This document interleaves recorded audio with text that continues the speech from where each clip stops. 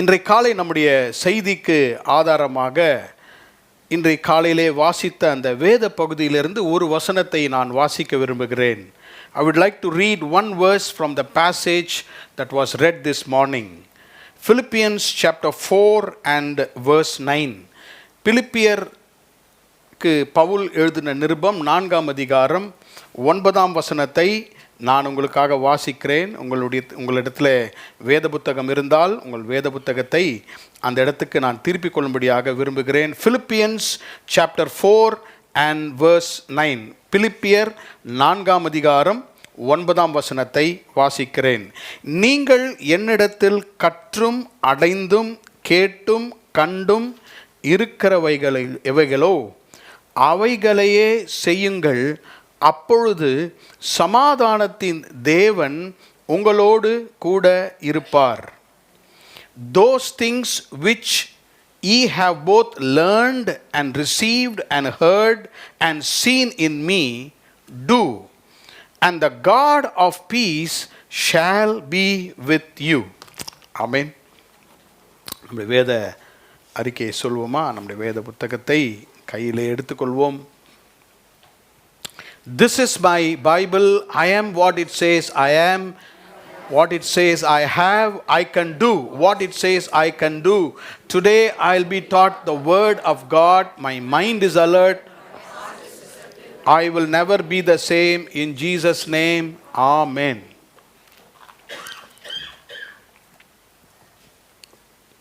சமாதானத்தின் தேவன் உங்களோடே இருப்பார். The God of peace shall be with you. கடந்த வாரத்திலே ஞானமுள்ள தேவன் என்பதை நாம் தியானித்தோம். We meditated the message God of all knowledge last week. இன்றைக்கு காலையிலே சமாதானத்தின் தேவன், God of peace, சமாதானத்தின் தேவனை குறித்து நாம் இன்றைக்கு தியானிக்க போகிறோம். கர்த்தருடைய நாமத்துக்கு ஸ்தோத்திரம். இன்றைக்கு நாம் அநேகர் சமாதானத்திற்காக இங்கும் அங்குமாக ஓடுகிறோம். பொருட்கள் நமக்கு சமாதானத்தை கொடுக்கும் என்பதை சிலர் யோசிக்கிறார்கள். விலை உயர்ந்த விருப்பமான பொருட்களை வாங்குகிறோம். தின்பண்டங்கள், நமக்கு பிடித்த காரியங்கள் நமக்கு ஒரு சமாதானத்தை கொடுக்கும் என்பதை வாங்கி நாம் சாப்பிடுகிறோம். இந்த இடத்திற்கு போனால் எனக்கு ஒரு செரீன் அட்மாஸ்பியர், நிம்மதி கிடைக்கும் என்று அநேகர் போகிறார்கள். உயர்ந்த இடங்களுக்கு அவர்கள் நிம்மதிக்காக போவார்கள்.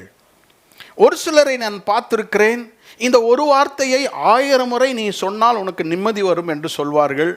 அப்படி சொல்லியும் அவர்களுக்கு நிம்மதி வராமல், சமாதானம் இல்லாமல் இருந்திருக்கிறது. இவை எல்லாவற்றையும் பார்க்கும் பொழுது, வேதத்தையும் நாம் பார்க்கும் பொழுது நமக்கு அறிந்து கொள்ளுகிற ஒரு காரியம் என்னவென்றால், peace is not found in circumstances, but peace is found in Christ Jesus. Amen. சமாதானம் இந்த உலகத்தின் சூழ்நிலையிலே நமக்கு கிடைப்பதில்லை. இந்த சமாதானம் நமக்கு கிடைக்கிற இடம் கிறிஸ்துவில் மட்டும்தான். கர்த்தருடைய நாமத்துக்கு ஸ்தோத்திரம். பவுல் பிலிப்பியருக்கு எழுதுகிற இந்த நிருபத்தை சிறைச்சாலையிலிருந்து எழுதுகிறார். Paul was writing this epistle from the prison. ஒரு சில நிருபங்கள் சிறைச்சாலையிலிருந்து சபைக்கு எழுதினார். So this letter of Philippians is written from a prison. பாருங்கள், சிறைச்சாலையிலே கட்டப்பட்டவனாகிய Pavul, he was chained and imprisoned. ஒரு குறிப்பிட்ட எல்லைக்கு வரைக்கும் தான் அவனால் போக முடியும். அப்படிப்பட்ட நெருக்கங்கள், அப்படிப்பட்ட சூழ்நிலையில் இருந்து சமாதானத்தின் தேவனை குறித்து அந்த பிலிப்பு சபைக்கு பவுல் எழுதுகிறார். கர்த்தருடைய நாமத்துக்கு ஸ்தோத்திரம். இதிலிருந்து நமக்கு தெரிகிற ஒரு காரியம் என்னவென்றால், வெளிப்பிரகாரமாக நடக்கிற சூழ்நிலையிலிருந்து நமக்கு சமாதானம் கிடைப்பதில்லை. ஆண்டவராகிய இயேசு கிறிஸ்து நமக்கு உள்ளாக அவருடைய சமாதானத்தை அவர் நமக்கு தந்திருக்கிறார். எத்தனை பேர் ஆமேன் சொல்றீங்க? ஆமேன். கர்த்தருடைய நாமத்துக்கு ஸ்தோத்திரம். It is not the absence of problems, but it is the presence of Christ in us that brings peace in our heart. பிரச்சனைகளுக்கு முடிவு வந்தவுடனே எனக்கு சமாதானம் கிடைக்கும் என்று நினைப்பதை நாம் விட்டுவிட்டு கிறிஸ்துவனுடைய பிரசன்னம் மட்டுமே எனக்கு சமாதானத்தை கொண்டு வரும் என்று இந்த காலையிலே நாம் நம்ப வேண்டும். அல்லேலூயா.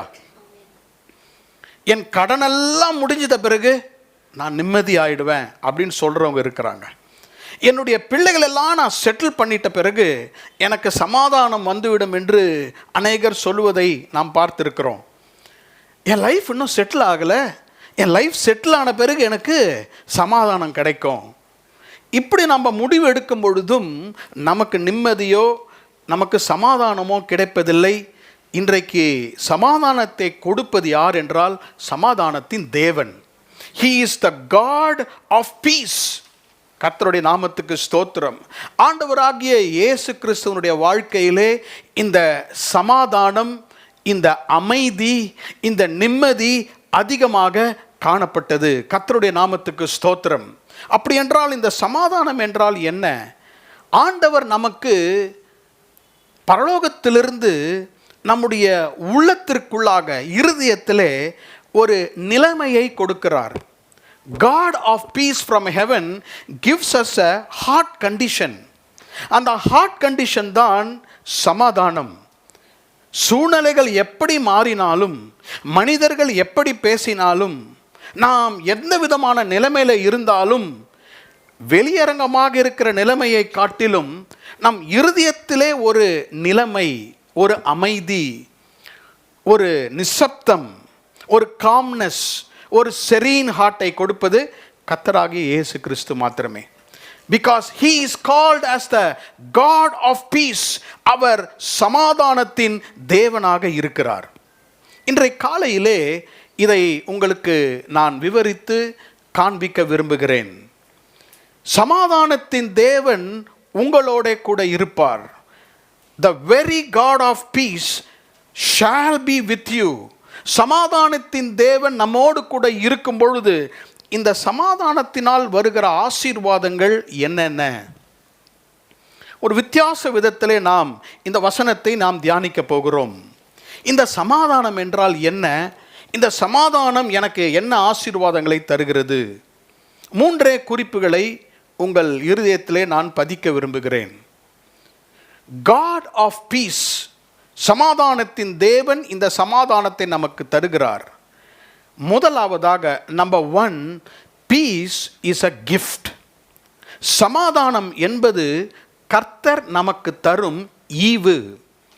Piece is the gift of God. இரண்டாவதாக, peace is a guard that God gives us. சமாதானம் கர்த்தர் நமக்கு கொடுக்கிற பாதுகாவலர், அ காட். மூன்றாவதாக, peace that God of peace gives us is a guide. சமாதானத்தின் தேவன் நமக்கு தருகிற சமாதானம் நம் வாழ்க்கையிலே வழிகாட்டியாக இருக்கிறது. கர்த்தருடைய நாமத்துக்கு ஸ்தோத்திரம். Peace is a gift, peace is a God and peace is a guide. சமாதானத்தின் தேவன் நமக்கு தருகிற சமாதானம் ஒரு ஈவு. சமாதானத்தின் தேவன் நமக்கு தருகிற சமாதானம் நமக்கு ஒரு பாதுகாவலன். சமாதானத்தின் தேவன் நமக்கு தருகிற இந்த சமாதானம் நம்முடைய வழிகாட்டி. கர்த்தர் இன்றைக்கு இந்த வசனங்களால் நம்மை ஆசீர்வதிப்பாராக. முதலாவதாக, பீஸ் இஸ் அ கிஃப்ட். சமாதானம் கர்த்தர் நமக்கு தரும் ஒரு ஈவு. பிலிப்பியர் 4ஆம் அதிகாரம் 7ஆம் வசனத்தை நான் உங்களுக்காக வாசிக்க போகிறேன். I am going to read Philippians chapter 4 and verse 7 for you. Philippians 4:7. அப்பொழுது எல்லா புத்திக்கும் மேலான தேவ சமாதானம் உங்கள் இருதயங்களையும் உங்கள் சிந்தைகளையும் கிறிஸ்து இயேசுவுக்குள்ளாக காத்துக்கொள்ளும். இதோடு கூட இன்னொரு வசனத்தையும் வாசிக்கிறேன். ரோமர் 5ஆம் அதிகாரம், book of Romans chapter 5 and verse 1. Romans chapter 5 and verse 1. வேத புத்தகம் இருந்தால் அதை திருப்பி நீங்க பார்க்கலாம். Romans chapter 5 and verse 1. இவ்விதமாக நாம் விசுவாசத்தினாலே நீதிமான்களாக்கப்பட்டிருக்கிறபடியால் நம்முடைய கர்த்தராகிய இயேசு கிறிஸ்து மூலமாய் தேவனிடத்தில் சமாதானம் பெற்றிருக்கிறோம். We have received peace from God through the Lord Jesus Christ by faith. கர்த்தருடைய நாமத்துக்கு ஸ்தோத்திரம். இந்த 2 வசனங்களையும் நீங்கள் வாசிக்கும் பொழுது இந்த சமாதானத்துக்கு பெயர் என்னவென்றால் எல்லா புத்திக்கும் மேலான சமாதானம். The peace that passeth all understanding. என்னால் புரிந்து கொள்ள முடியாத அளவுக்கு, my mind cannot understand this peace. ரோமர் 5:1 வாசிக்கிறோம், கிறிஸ்து மூலமாக தேவனிடத்தில் சமாதானம் பெற்றிருக்கிறோம். We have received this faith into us. எல்லாரும் சொல்லுவோமா? I have received this faith. I have received that peace. சமாதானத்தை தருகிறாரா? சமாதானத்தை பெற்றிருக்கிறோமா? பெற்றிருக்கிறோம். உங்கள் எல்லாருக்கும் எனக்கும் கர்த்தர் தேவனிடத்திலிருந்து இயேசு கிறிஸ்து மூலமாக சமாதானத்தை தந்திருக்கிறார். இன்றைக்கு நாம் அதை பெற்றிருக்கிறோம். பெற்றுக்கொண்ட எல்லாமே ஆண்டவரிடத்திலிருந்து நாம் பெற்றுக்கொள்ள எல்லாற்றுக்கும் பெயர் ஈவு. Whatever God gives and whatever we receive from God is called as a gift. ஆண்டவர் இதை உங்களுக்கு வெகுமதியாக ஈவாக கொடுத்திருக்கிறார். இதற்கு பணம், இதற்கு நம்முடைய ஒர்க்ஸ் எதுவுமே நாம் செலுத்தவில்லை. ஆண்டவர் கொடுக்கிற சமாதானம், ஆண்டவர் உங்களுக்கு இன்றைக்கு பெற்றிருக்கிற சமாதானத்திற்கு விலை கிரயம் ஒன்றும் நாம் செலுத்தவில்லை. இதை நமக்கு ஈவாக தந்திருக்கிறார். இது ஒரு கிஃப்ட், இது ஒரு ஈவு, இது ஒரு வெகுமதி என்ற பொழுது நீங்க என்ன செய்ய வேண்டும்? இதை பெற்றுக்கொள்ள வேண்டும். You have to receive it. எப்படி இதை நமக்கு கிஃப்டாக கர்த்தர் கொடுத்திருக்கிறார்? How has God given this peace as a gift to us? இந்த 2 வசனங்களில் 2 காரியத்தை பார்க்கிறேன். முதலாவதாக, this is a purchased gift. And number 2, this is a very personal gift. முதலாவதாக, விலைக்கு வாங்கப்பட்டு கொடுக்கப்பட்ட ஈவு. இரண்டாவதாக, தனிப்பட்ட நமக்கு கொடுக்கப்பட்ட ஈவு. நன்றாக நீங்க கவனிக்கணும். This is a purchased gift that God has given to us. And what is this gift? The peace of God. இந்த சமாதானம் நமக்கு வெகுமதியாக ஈவாக கர்த்தர் கொடுத்திருக்கிறார். இதை அவர் விலைக்கு வாங்கி நமக்கு கொடுத்திருக்கிறார். ஏசாயா 53 அதிகாரம் 5 வசனத்தை நீங்கள் வாசிக்கும் பொழுது, the chastisement of our peace was upon him. நமக்கு சமாதானம் உண்டு பண்ணும் ஆக்கினை அவர் மேல் வந்தது.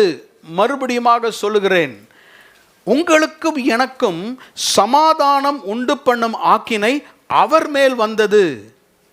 அப்படி என்றால் யுத்தத்திற்கும் ஆண்டவருக்கும் நமக்கும் இருந்த பிரிவினையை கர்த்தர் நீக்கும்படியாக ஆக்கினையை இயேசு கிறிஸ்து தம்மேல் எடுத்துக்கொண்டு தன் இரத்தத்தை விலை கிரயமாக செலுத்தி அந்த சமாதானத்தை நமக்கு விலை கொடுத்து வாங்கி தந்திருக்கிறார். நன்றாக இதை அறிந்து கொள்ள வேண்டும். He has purchased this peace as a gift, accepted the chastisement, paid his blood, purchased and given to us.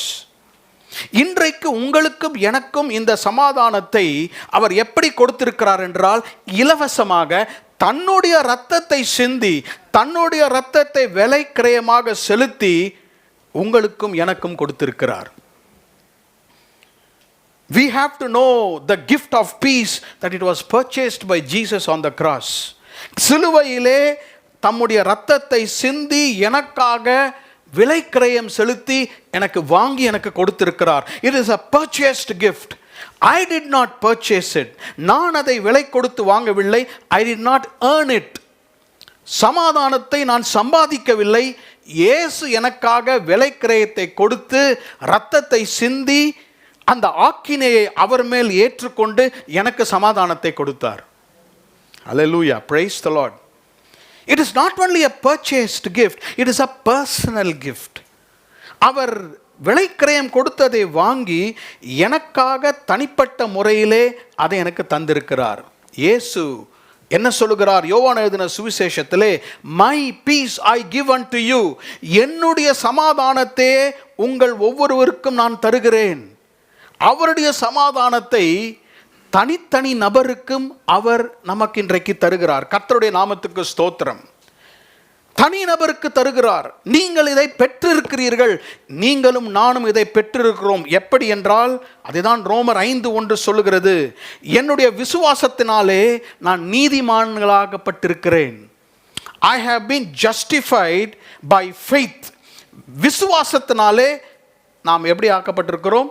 நீதிமானாக்கப்பட்டிருக்கிறோம். ஒரு மனிதனோ தானாக நீதிமானாக மாறுவதில்லை. ஆண்டவர் நம்மை நீதிமான் என்று பறைசாற்றுகிறார். Justification is not what we earn. Justification is the declaration of God. ஆண்டவர் உங்களை நீதிமான் என்று அவர் சொல்லுகிறார். எப்படி?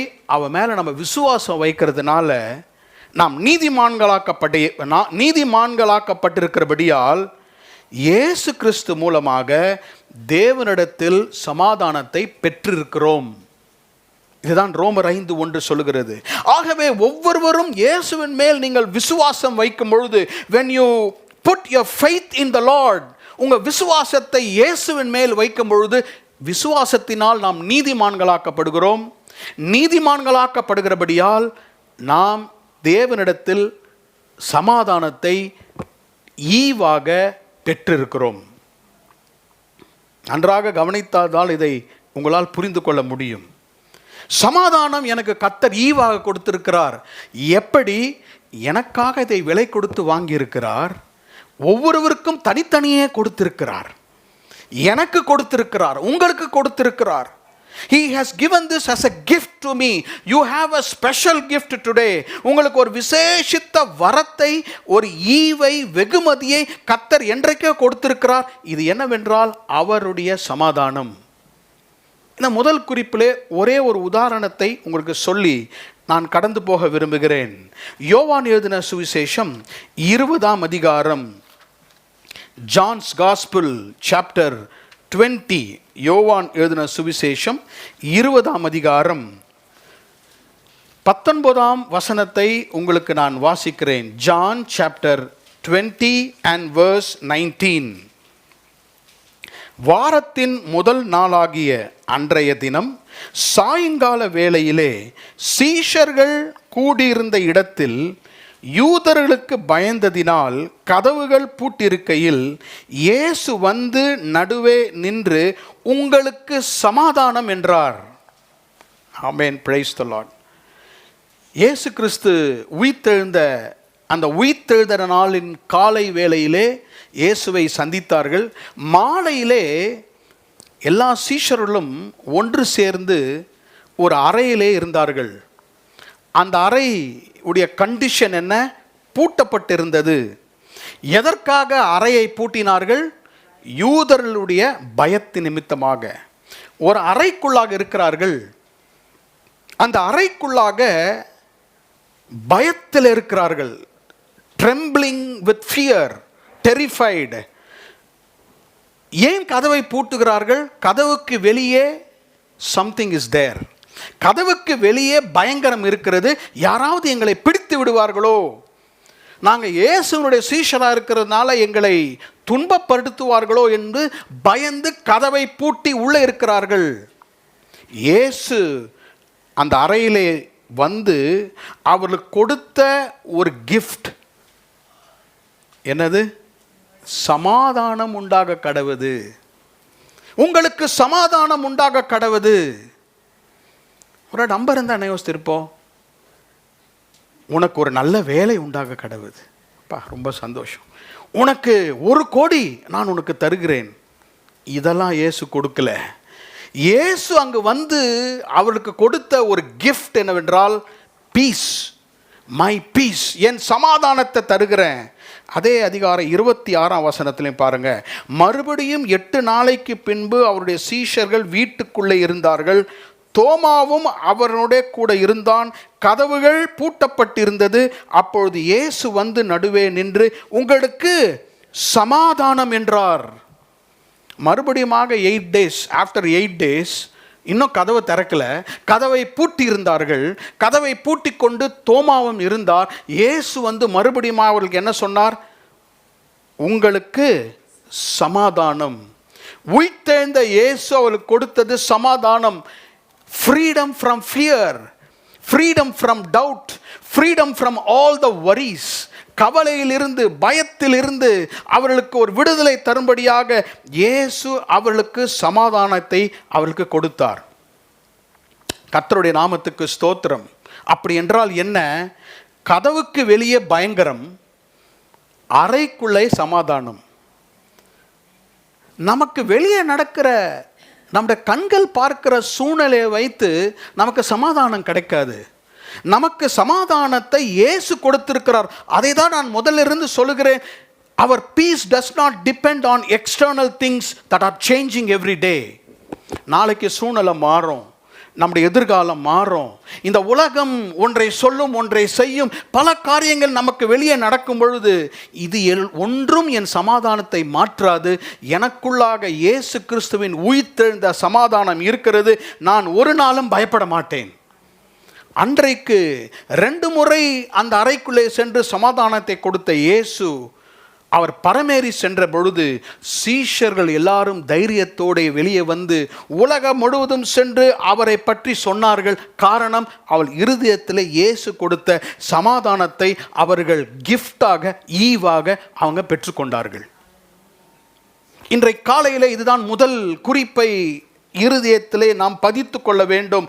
சமாதானத்தின் தேவன் எனக்கு சமாதானத்தை ஈவாக, வெகுமதியாக இன்றைக்கு கொடுத்திருக்கிறார். இதை நான் பெற்று இருக்கிறேன். I have already received it. I have the peace in my heart. இன்னைக்கு 2வது காரியத்தை சொல்லுகிறேன். Peace is a God. சமாதானம் நம்முடைய பாதுகாவலர். There is a difference between protection and God. பாதுகாவலருக்கும் பாதுகாப்பிற்கும் வித்தியாசம் இருக்கிறது. பாதுகாவலர் யார்? காட். செக்யூரிட்டி யார் என்றால் 24 மணி நேரங்களும் யாரும் வீட்டிற்குள்ளாக கள்வர்கள், திருடர்கள் வராதபடி பாதுகாக்கிறவன் தான், கண்ணை வைத்து பார்க்கிறவன் பேர் தான் பாதுகாவலன். He is called as a guard.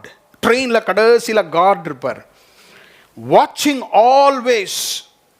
சரி, வேதம் எப்படி சொல்கிறது என்று பார்ப்போம். பிலிப்பியர், அதே பிலிப்பியர் 4ஆம் அதிகாரம் 6ஆம் வசனம் 7ஆம் வசனத்தை வாசிக்கிறேன்.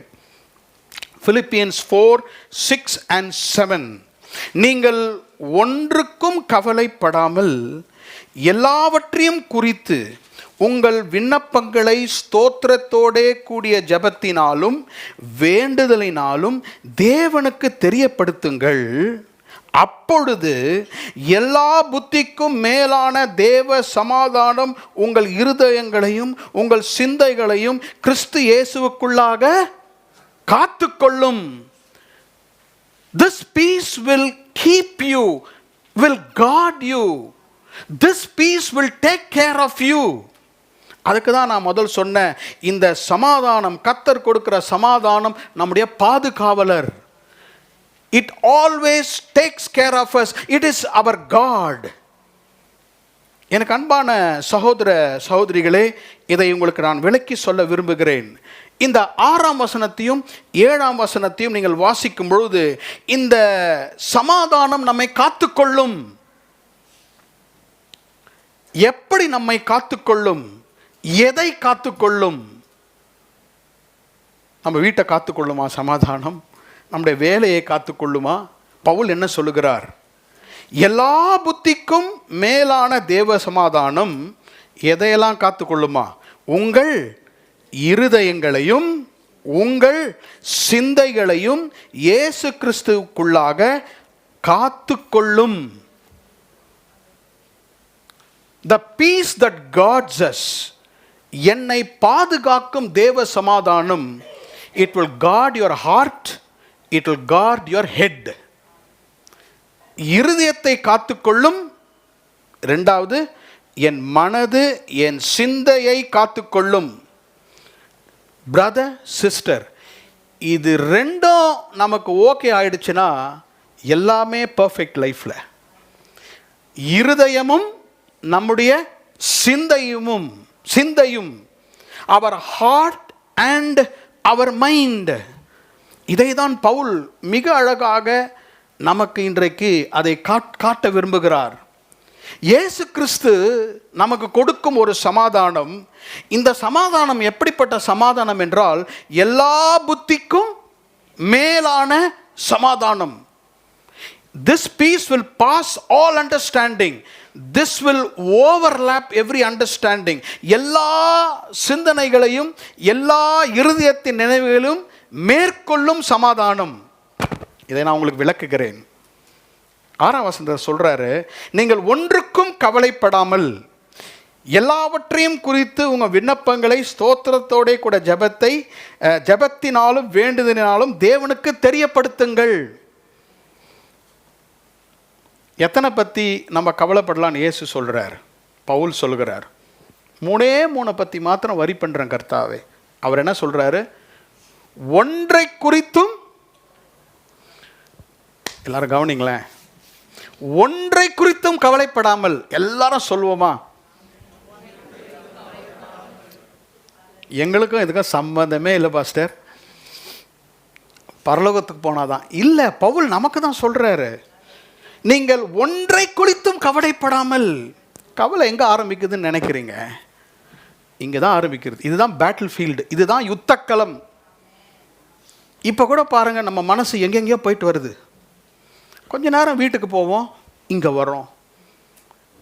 போன மாதம் அந்த ஊருக்கு போனால் அங்கே போயிட்டு வரோம்.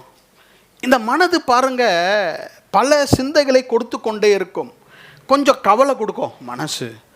இந்த சிந்தையில் சில நேரத்தில் சந்தோஷம் வரும். இந்த தாட்ஸ், இந்த மைண்டு. நீங்கள் ஒன்றை குறித்தும் கவலைப்படாமல். அப்போது பவுல் என்ன சொல்லுகிறார்? கவலையின் சிந்தைகள் நம்முடைய மனதில் வராதபடி, பயத்தின் நினைவுகள் வராதபடி, ட்ரெமர் வராதபடி, புலம்பல் வராதபடி இந்த சமாதானம் உங்களை காத்துக்கொள்ளும். இந்த மைண்டும் இந்த ஹார்ட்டையும் ஏதாவது ஒன்று பாதுகாத்தாலே போதும், நமக்கு பிளட் ப்ரெஷர், டயபெட்டிஸ் எதுவுமே வராது. எல்லாம் இங்கே தான் ஆரம்பிக்குது. மைண்டு தான் என்னென்னமோ யோசிக்குது. இந்த மைண்டு வித்தியாசமாக யோசிக்குது. அதை தான் பவுல் சொல்கிறார், ஒன்றை குறித்தும் கவலைப்படாமல் எல்லாவற்றையும் குறித்து. ஒன்றை குறித்தும் கவலைப்படாதீங்க, எல்லாவற்றையும் குறித்து நீங்கள் ஜெபம் பண்ணுங்கள். ஏன் பவுல் ஹார்ட் அண்ட் ஹெட்டை குறித்து சொல்லுகிறார்? இருதயமும் சிந்தையும். எல்லாரும் சொல்லுங்களேன், இருதயம். So you have a heart, you have a mind. I have a heart and I have a mind. Mind ஒன்று சொல்லும், ஹார்ட் ஒன்று சொல்லும். மைண்ட் இதை செய்யணும்னு சொல்லும், ஹார்ட் டோன்ட் டூன்னு சொல்லும். ரெண்டுமே வித்தியாசமான காரியங்கள். ஆகவே தான் பவுல் சொல்கிறார், உங்கள் சிந்தைகளையும் உங்களுடைய இருதயங்களையும் இது பாதுகாக்கும். 9ஆம் வசனம் பாருங்க. நீங்கள் என்னிடத்தில் கற்றும் அடைந்தும் கேட்டும் கண்டும். 4 காரியம் சொல்றார். என்கிட்ட நீங்க கற்றுக்கொண்டீங்க, என்கிட்ட அடைந்திருக்கிறீர்கள், என்னிடத்தில் கேட்டிருக்கிறீர்கள், என்னிடத்தில் கண்டிருக்கிறீர்கள். You have learned, you have received. ரெண்டாவது, you have seen, you have heard. இது எல்லாத்தையும் பேலன்ஸ் பண்ணுகிறார். உங்களுக்கு நான் விளக்கி சொல்ல விரும்புகிறேன். ஹார்ட் என்றால் என்ன, மைண்ட் என்றால் என்ன, இப்படி சொல்லுகிறேன். Mind always learns. மனது எப்போதும் கற்றுக்கொள்ளும். Heart lives that. இருதயம் அதுக்கு ஏற்றவாறு வாழும். Mind is related to learning, heart is related to living. இருதயம் நல்ல காரியத்தை சொல்லி அப்படியாக வாழ சொல்லும். அதை தான் இங்கே பவுல் இங்கே சொல்லுகிறார். You learn in your mind, don't learn in the heart, live. நம்ம ஒன்று சொல்லுவோம் பாருங்க, நம்ம யோசிப்போம், ஆனால் வேற மாதிரி வாழ்வோம். அங்கே தான் நமக்கு பிரச்சனை வருகிறது. பவுல் சொல்லுகிறார், நீங்கள் எதெல்லாம் கற்றுக்கொள்கிறீர்களோ மனதில் கற்றுக்கொள்ளுங்கள், ஆனால் இருதயத்திலே வாழுங்கள். அப்படி என்றால் என்ன? இது லேர்ன் பண்ணுது, இது நம்புது. மைண்ட் நம்பாது எப்போதுமே. Mind will not believe, only heart will believe. நிறைய பேர் ரட்சிக்கப்பட முடியல, ஞானஸ்தானம் எடுக்க முடியாத காரணம் மைண்டில் தான் யோசிக்கிறாங்க. இருதயம் விசுவாசிக்கும், இருதயம் நம்பும். சின்ன பிள்ளைங்களாக இருக்கும் பொழுது அந்த பிள்ளைங்க ரொம்ப ஹார்ட்டில் இருப்பாங்க. அடித்தா திருப்பி நம்மகிட்ட பேசுவாங்க இல்லையா? சின்ன பிள்ளைங்க கபடம் இல்லாமல் இருப்பாங்க. இந்த ஹார்ட் ரொம்ப அலைவாக இருக்கும். கொஞ்ச நாளில் இது ரொம்ப அலைவாயிடும்.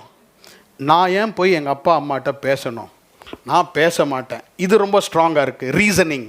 ஆனால் ஹார்ட் பாருங்கள் அப்படியே நம்பிடும். பவுல் என்ன சொல்லுகிறார் என்றால், எதை குறித்தும் படாமல் ரெண்டும் உங்களுக்கு காக்கப்பட வேண்டும்.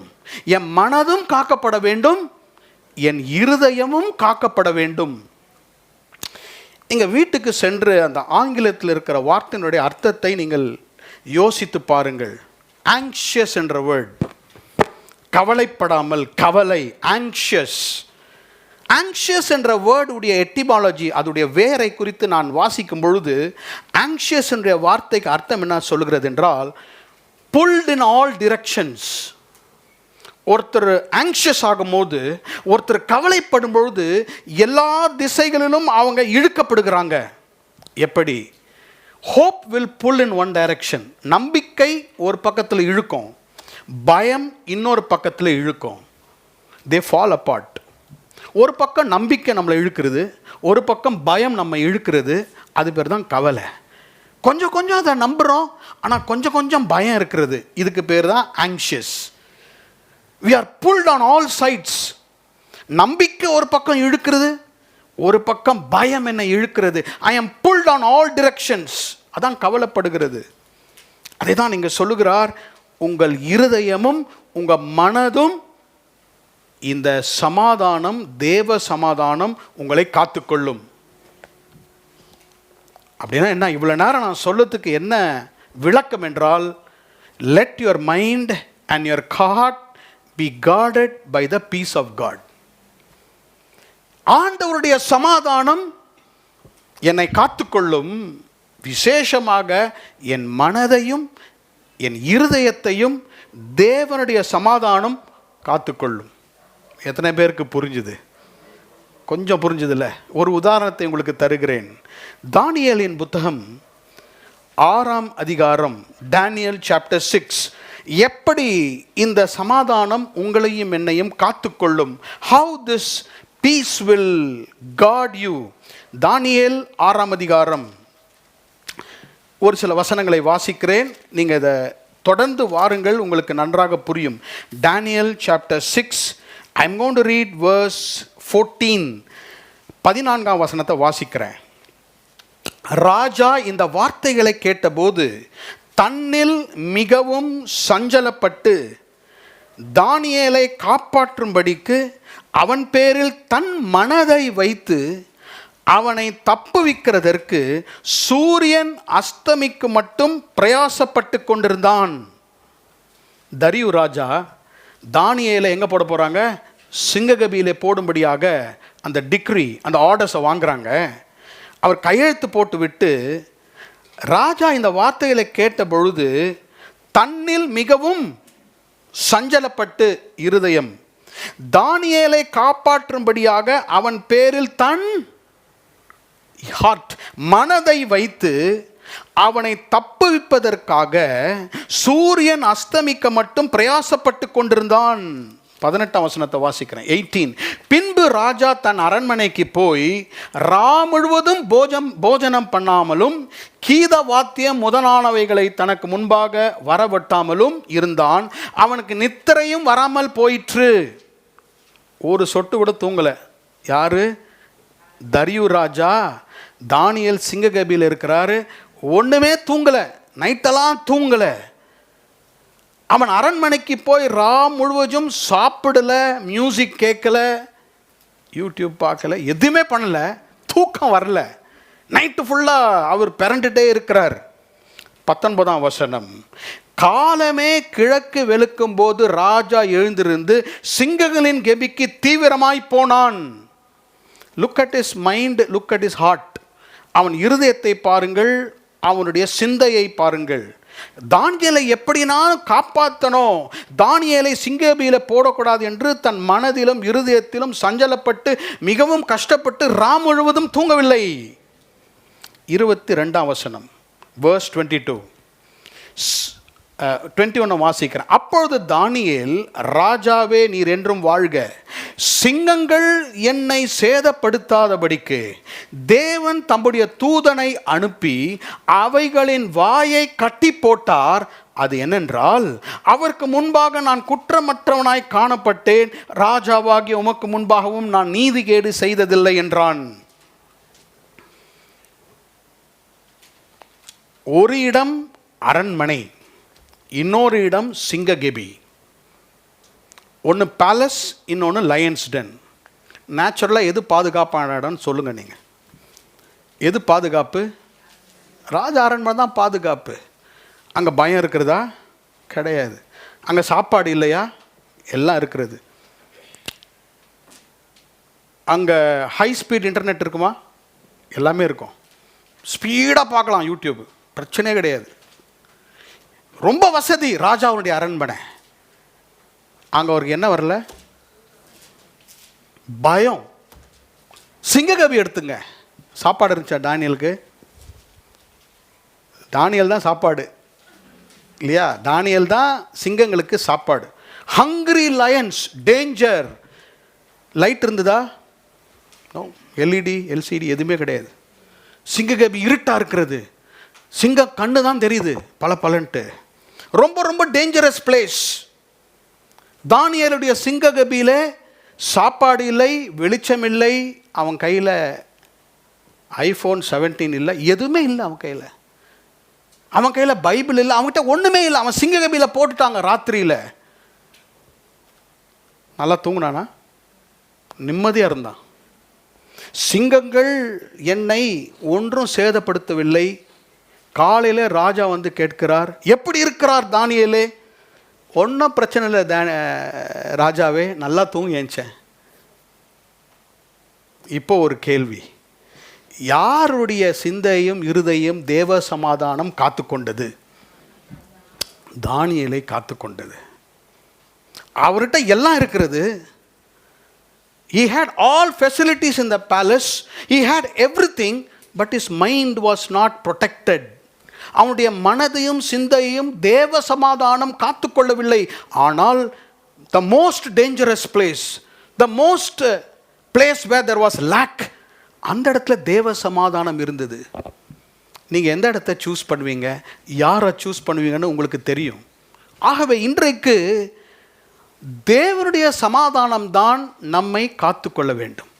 டேஞ்சரஸ் சிச்சுவேஷன்ஸில் போகலாம், குடும்பத்தில் பிரச்சனைகள் இருக்கலாம், எதிர்காலம் கேள்விக்குறியாக இருக்கலாம், நம்முடைய பிள்ளைகள் கஷ்டப்படுத்தலாம்.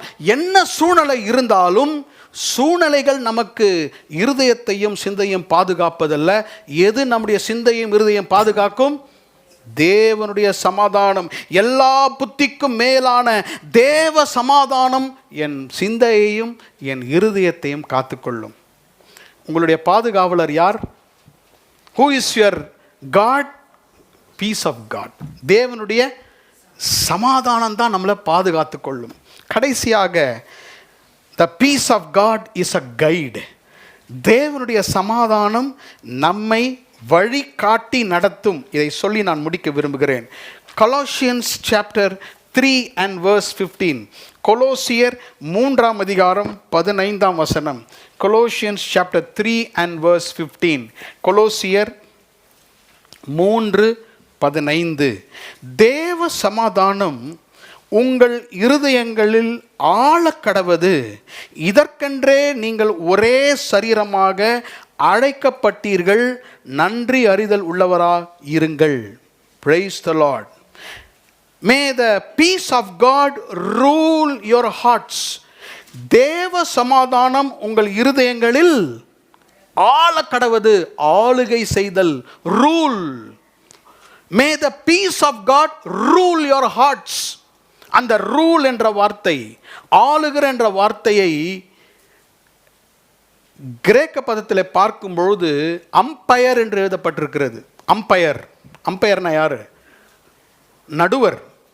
he only decides. மழை வந்தால் கிரிக்கெட் இல்லைன்னா அவர் தான் டிசைட் பண்ணுவார். ரெஃப்ரி அவர் தான் டிசைட் பண்ணுவார். இன்னைக்கு மேட்ச் இருக்குமா இல்லையான்னு அவர் தான் டிசைட் பண்ணுவார். Umpire is the one who stands in the middle. அவர் தான் நடுவு நிலையாக நிற்பார். அங்கே நின்று அவர் வழி காட்டுவார். he will guide them. தேவ சமாதானம் உங்கள் இருதயங்களில் அம்பையராக இருக்க கடவுது. அப்ப நம்ம ரூல் பண்ணி நம்மளை வழிகாட்டி நடத்துவது எது? சொல்லுங்களேன். தேவனுடைய சமாதானம். The peace of God will decide for us. The peace of God will stop. The peace of God will say go forward. இருதயத்திலே கர்த்தருடைய தேவ சமாதானம் என்னை வழிகாட்டி நடத்தும். We will be very very safe. அப்போ when God's peace is like a guide, there are two important blessings I will say and finish. ரெண்டு ஆசீர்வாதங்களை வழிகாட்டியாக இருந்து தேவ சமாதானம் செய்யும். Number one, as a guide he will confirm. As a guide he will correct us. ஒன்று நமக்கு நிரூபித்து காட்டுவார், உறுதிப்படுத்துவார். இரண்டாவது நம்மை திருத்துவார். தப்பு செய்யும் பொழுது அவர் திருத்துவார். தேவனுடைய சமாதானம், கர்த்தர் என் கூட இருக்கிறார், எனக்கு உள்ளத்தில் கர்த்தர் சமாதானத்தை கொடுத்திருக்கிறார். First of all, God's peace when guides me, என்னை வழி நடத்தும் பொழுது அந்தந்த நேரத்தில் அவர் எனக்கு உறுதிப்படுத்துவார். He will keep on confirming things in my heart. என் இருதயத்தில் அவர் ரூல் பண்ணும் பொழுது, என் வாழ்க்கையில் அவர் அரசாளும் பொழுது, there will be always perfect confirmation. 24ஆம் அதிகாரம், ஆதியாமம் 24ஆம் அதிகாரத்தில் அருமையான ஒரு உதாரணம் காணப்படுகிறது. Genesis 24 and verse 48, 48ஆம் வசனத்தை வாசிக்கிறேன். தலை குனிந்து கர்த்தரை பணிந்து கொண்டு, நான் என் எஜமானுடைய சகோதரன் குமாரத்தியை அவர் குமாரனுக்கு கொள்ள என்னை நேர்வழியாய் நடத்தி வந்த என் எஜமானாகிய ஆபிரகாமின் தேவனாயிருக்கிற கர்த்தரை ஸ்தோத்தரிக்கிறேன். ஆபிரகாமுடைய மூத்த வேலைக்காரன் ஈசாக்குக்கு பெண் கொள்ள போகிறான். he is going to search a bride. இந்த அதிகாரம்லாம் நமக்கு தெரியும், இதோடைய சந்தர்ப்பம்லாம் நமக்கு தெரியும். இவன் மனதிலே பல காரியங்களை யோசித்து போகிறான். எந்த பெண் எனக்கு தண்ணீர் வார்த்து கொடுக்கிறாளோ அந்த பெண்ணே என்னுடைய எஜமானுக்கு ஈசாக்குக்கு மனைவியாக வரும். இதெல்லாம் கன்ஃபர்மே மனதில் வைத்துட்டு போகிறார். இப்படி போயிட்டே இருக்கும் பொழுது இவர் என்ன நினைச்சாரோ அது நடக்குது. என்ன நினைச்சாரோ அங்கே நடக்குது. 21ஆம் வசனம் பாருங்க. அந்த மனிதன் அவளை குறித்து ஆச்சரியப்பட்டு, கர்த்தர் தன் பிரயாணத்தை வாய்க்க பண்ணினாரோ இல்லையோ என்று அறியும் பொருட்டு மௌனமாயிருந்தான். he kept quiet. he was keeping quiet. there are a lot of decisions in our heart. அங்கே எலியேசர் அந்த மூத்த வேலைக்காரன் டெசிஷன் எடுக்கணும். ரெபேக்கா தான் மணவாட்டி, டிசைட் பண்ணணும். அப்போது இவர் வச்ச யாட் ஸ்டிக், இவர் வச்ச சில காரியங்கள் அப்படியே இருக்கிறது. நம்ம என்ன வச்சு ஜோம் பண்ணணுமோ அதை தான் பார்க்குறோமே. உடனே take a decision. She is the bright. அப்படி எடுக்கலவர். வேதம் என்ன சொல்லுகிறது? ஆண்டவர் நான் ஜெபித்தபடியே கர்த்தர் செய்தாரா இல்லையா என்று அறியும் பொருட்டு மௌனமாக இருந்தான். அந்த மௌனத்துக்கு பெயர் என்ன தெரியுங்களா? அந்த சைலன்ஸுக்கு பெயர் என்ன தெரியுமா? the vacant space for God's peace to come. ரொம்ப ஆழமான சிந்தை. நீங்கள் இதை எக்ஸ்பீரியன்ஸ் பண்ணணும். ஒரு டெசிஷன் எடுக்கும் பொழுது நமக்கு தேவையான 1 2 3 4 எல்லாம் டிக் ஆகிடுச்சுன்னா அதுக்கப்புறம் கொஞ்சம் சைலன்ஸ் கொடுக்கணும். இருதயத்துக்கிட்ட சொல்லணும், கொஞ்சம் மௌனமாக இரு, சத்தம் போடாத, செய்யு ஓடு, இதுதான் அப்படி சொல்லாத, கொஞ்சம் மௌனமாக இரு. ஏன்? நான் மௌனமாக இருக்கும்பொழுது தான் தேவ சமாதானம் என் இருதயத்தை ஆளுகை செய்யும். ஆமேன். ரொம்ப கஷ்டமான காலம், அர்ஜென்ட் படுற காலம், சீக்கிரம்னு சொல்கிற காலம், நீ வரலன்னா உனக்கு தரமாட்டேன், இன்னைக்கு வந்து ஃபீஸ் கட்டலாம் உனக்கு சீட்டு கிடையாது, இப்படி சொல்கிற காலம் இது. நம்மளை வெயிட் பண்ணவே விட மாட்டாங்க, நம்மளை ரொம்ப ஃபோர்ஸ் பண்ணுவாங்க, உடனே டிசைட் பண்ண நினைப்பாங்க. அப்போ சமாதானம் இருக்காது. அப்போது நம்முடைய வாழ்க்கையில் சில நேரங்களிலே என்ன காக்க வேண்டும்? அமைதி காக்க வேண்டும், ஜபத்திலே காத்திருக்க வேண்டும். நம்ம இருதயத்திலே கொஞ்சம் கேப் விட்டு கொஞ்சம் நாட்கள் சிந்திக்கும் பொழுது தான் அந்த வேக்கண்ட் கேப்பில் தேவ சமாதானம் நம்மை ஆளுகை செய்யும். அந்த தேவ சமாதானம் இருதயத்தில் வந்த பிறகு, திஸ் இஸ் த கேர்ள், இதுதான் என் வாழ்க்கை, இதுதான் என்னுடைய கெரியர், இதுதான் என் எதிர்காலம் என்று நாம் டிசைட் பண்ண கர்த்தர் உதவி செய்வார். ஆமென். அப்போ அந்த என்ன தேவை நமக்கு? அந்த மௌனம் தேவை, அந்த காத்திருத்தல் நமக்கு தேவை. கொஞ்ச நாள் காத்திருக்க தான் வேண்டும். அந்த காத்திருக்கிற காலத்திலே தான் நம்முடைய இருதயத்திலே எல்லா புத்திக்கும் மேலான தேவ சமாதானம் நம் இருதயத்தை ஆளுகை செய்து, அந்த சமாதானம் வந்து நிரப்பும் பொழுது அங்கே திரும்ப மாட்டோம், நேர் வழியாக போயிட்டார். அதான் 48 வசனம். என்னை நேர் வழியாக நடத்தினவர். கோண வழியாக போவாங்க, பாஸ்டர் நேர் வழி பார்த்தாலே தெரிந்து கோணையாக வந்திருக்கிறீங்களே, வெயிட் பண்ணி செய்யுங்க, கொஞ்சம் காத்திருந்து செய்யுங்கள். Wait so that he will fill you with his peace. அவருடைய சமாதானம் அந்த இருதயத்தை ஆளும், நம்மளை கன்ஃபார்ம் பண்ணும், நம்மளை உறுதிப்படுத்தும். இந்த சமாதானம் இருதயத்தில் வந்து நிரப்பி நமக்கு உறுதிப்படுத்தும். கடைசியாக இந்த சமாதானம் நம்மை கரெக்ட் பண்ணும். நம்ம தப்பான வழியில் போகும்பொழுது இட் வில் கரெக்ட் அஸ், நம்மை திருத்தும். எப்படி இது நடக்கும்? நான் சொல்கிறேன் பாருங்கள், பைபிளிலிருந்து நான் சொல்கிறேன். நாம் ஒரு வழியை எடுத்து, ஒரு டெசிஷன் எடுத்து, ஒரு தீர்மானத்தை எடுத்து, ஒரு காரியத்தை செய்து நாம் தொடர்ந்து போய்கொண்டே இருக்கும் பொழுது சமாதானத்தின் தேவன் என்ன செய்வார் தெரியுமா? உங்கள் இருதயத்தில் இருக்கிற சமாதானத்தை சற்று அசைத்து போடுவார். He will remove that peace from you. மனசு கலக்கமாக இருக்கும், இருதயத்தில் ஒரு டிஸ்டர்பன்ஸ் வரும். வந்திருக்கா? எனக்கு வந்திருக்கு, உங்களுக்கு வந்திருக்கான்னு தெரியல. நமக்கு ஒரு காரியத்தை செய்து போயிட்டு கொண்டே இருக்கும் பொழுது, ஆண்டவர் இது தப்பு, நீங்கள் போகிறது கொஞ்சம் கஷ்டமாக இருக்குது, இது நேர் வழியில்லைன்னு அவர் கரெக்ட் பண்ணி அந்த சமாதானத்தை எடுக்கும் பொழுது நம்ம என்ன சொல்லுவோம்? பிசாசே போ.